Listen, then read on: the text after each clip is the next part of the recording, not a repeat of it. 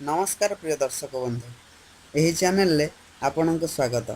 समस्ते निरोग रहा भारी भल पाती कारण आजिका दुनिया रे से सब कहीं संभव होना कारण यार उत्तर जदि आम खोजा जावा पाइबा वर्तमान अधिकांश लोक रोगर कबल हेले रोग होउछि कहीं जानिछंती कि आमर व्यस्तबहुल जीवनशैलीर परिवर्तन और नकारात्मक चिंताधारा सबु रोगर मुख्य कारण पलटि।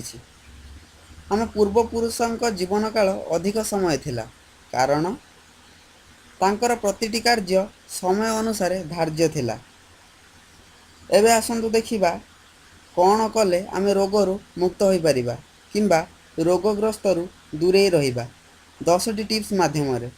प्रथम टिप्स गाधोइबा खाइबा और शोइबा ठीक समय रे करंतु कारण गाधोइबा खाइबा और शोइबा ए तीनोटी शरीर पई निहाती आवश्यक। प्रचुर पानी पियंतु कारण पानी हजम करिबा पई निहाती आवश्यक।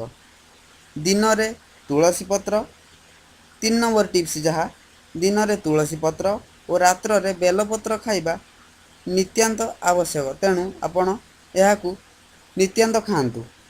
मझिरे मझिरे पिता खाआंतु। 5 नंबर मासरे थरे उपवास रुहंतु।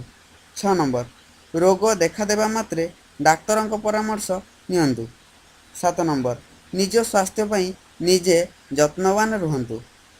8 नंबर जहाँ खाउछंती ताको चोबाई चोबाई खाआंतु। 9 नंबर भोक नथिबा बेले मोटे खाआंतु नाही। 10 नंबर खाइबा बेले शांति मनरे खाआंतु। आम वीडियो देखिबा पई धन्यवाद। जदि एही भली आउ किछि उपादेय वीडियो जहाँ आपण जानिबा आवश्यक बोली भाबुछंती किंबा देखिबा को चाहंती तेबे आम चैनल को सब्सक्राइब करंतु और पाखरे थिबा बेल आइकन को दबाई दियंतु। ये तो थिला 10टी टिप्स जहाँ आपणक पई निहाती जानिबा आवश्यक। आम ए उपरोक्त कथा गुडी को मानंतु।